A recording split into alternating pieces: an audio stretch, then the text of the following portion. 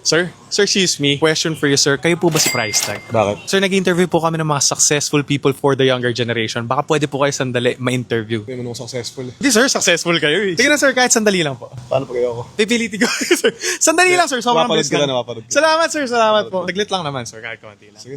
So, para po sa mga hindi nakakaalam, ano po yung industry natin? Na mga musician, rapper. Meron din po ba tayong business, sir? Meron. Ano po yung business natin? None of your business. None of my business.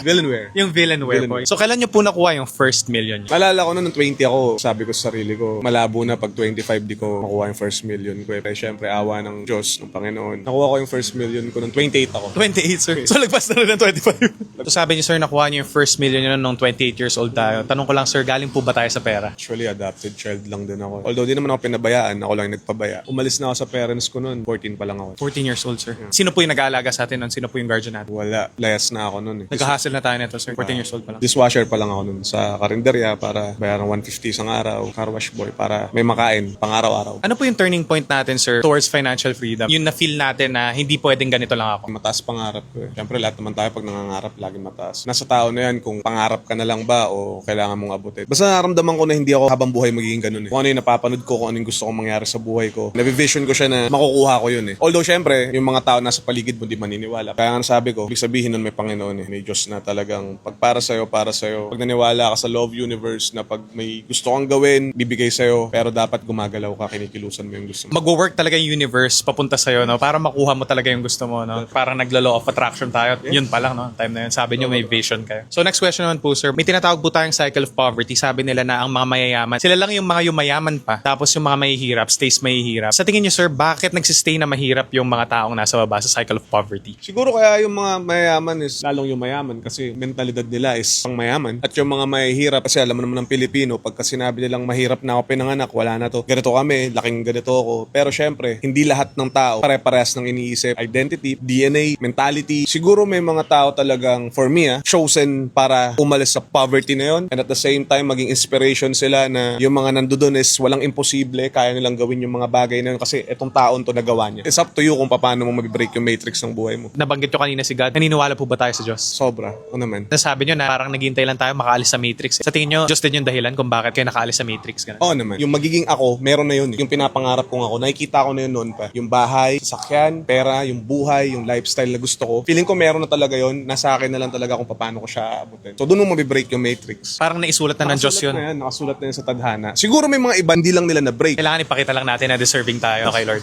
Yun talaga, yun talaga. Ano po yung ugali nyo sa streets na hindi nyo binabago kasi hanggang ngayon nagagamit nyo pa rin? Yung lagi akong positive and at the same time aggressive. Positive ka sa buhay mo, positive ka sa galaw mo. Whatever, kung ano man outcome ng mangyari, positive ka pa rin. Okay ka lang, ganun. Okay lang. At the same time, aggressive ka din. If ever mag-fail man, mabilis ko ulit kasi aggressive ako eh. Makagawa ulit ako ng iba pang paraan. Yun naman talaga dapat yung mindset, no? Dapat lagi lang tayong positive. Pero kayo nakaisip po kayo ng isang mindset para labanan yung negative, which is being aggressive pa rin. Kahit ilang beses tayo matapa, dapat lagi tayong bumabangon lang talaga. Punta naman tayo sa music industry. Kayo po, sir, paano po kayo umangat and paano po kayo nag-succeed dito sa industry na to? Ang hirap din eh. Ang tagal din. From flip-top to music. Yung transition, hindi ganun kadali eh. Shoutout sa flip-top and sunugan. Malaking break yung nabigay nyo sa akin. And then sa music, both sides, sa legacy ko, ando dun ako. Mas may pera sa music talaga. Kasi panghabang buhay ang music eh. Ayun, mahirap. The more na hindi ko nakukuha, the more na mas gusto ko eh. So ganun ko lang siya tinignan. Parang nasi-challenge tayo, sir. Everyday, lalabas ako ng music. Kung ilang views man yan, masaya na ako doon. Once na napunta sa'yo yun, wag mo nang bitawan. Pero sir, grabe talaga yung takbo ng karir nyo, no? Mahaba man, pero naging success talaga. Naniniwala po ba tayo sa swerte? Sa tingin nyo po ba, sinwerte po tayo sa buhay kung bakit tayo nandito ngayon? Siguro 20% luck, 80% is all about you. Hard work, dedication, passion, lahat all in one. Kailangan sama-sama yun, Sama-sama yun sa 80%. Nagkaroon ka na lang ng luck dahil sa ginawa mo eh. Kasi paano ka mananalo kung hindi ka tataya? So yung 80% na yun, taya ka ng taya. Tama, sir, no? The harder you work, the luckier you get, no? Yes. If makakabalik po tayo ng oras, ano po yung advice na pwede nating ibigay dun sa younger self natin? Lahat ng pagkakamali mo, daanan mo yan. Okay lang yan. Yung batang ako, ilang beses nagkamali, ilang beses nadapa, ilang beses nasaktan, ilang beses nagutom. Okay lang yan. Part ng process. Diretso ka lang hanggang dulo. Sa huli, sa tulay, magkikita tayo doon. Bilang batang ako, magiging masaya kapag nakita mo ako ngayon. Ganda nun, sir, no? There is no growth without failure talaga, no? So last question na lang po, Sir Price. Any quote po na sinasabuhay po natin, ano po to? Pinahirapan mo pa ako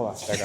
Alam ko meron sa cellphone ko nun eh. Sinave nyo, sir, para araw-araw natin makita. Nag-ano ako sa cellphone. So eto, damahin mo yung hirap, mahalin mo yung sakit, dahil lahat ng yan, magiging madali na lang sa'yo pag nakuha mo yung mga tagumpay sa buhay mo. Nilagay nyo talaga dyan, no? Ninotes nyo talaga, sir. Meron ako kasi ano rito. Ano po ibig sabihin yan, sir? Pain is beauty para sa akin. Minsan masarap masaktan eh. eh. Minsan masarap mahirapan eh. Doon na ako lumaki. Pag may mga bagay na mas mahihirapan ka at masasaktan ka, wala na lang sa'yo yan eh. Madali na lang yan. Lalo na pag nakuha mo na yung tagumpay sa buhay mo, yung gusto mo mangyari. Sobrang gaan na lang ng iba. Tama yun, sir, no? Pressure is a privilege. Mas satisfying pag nakuha mo na siya. You have a wonderful advice, Sir Price. So thank you so much for your time. So, salamat po. Pleasure to meet you po. Pleasure.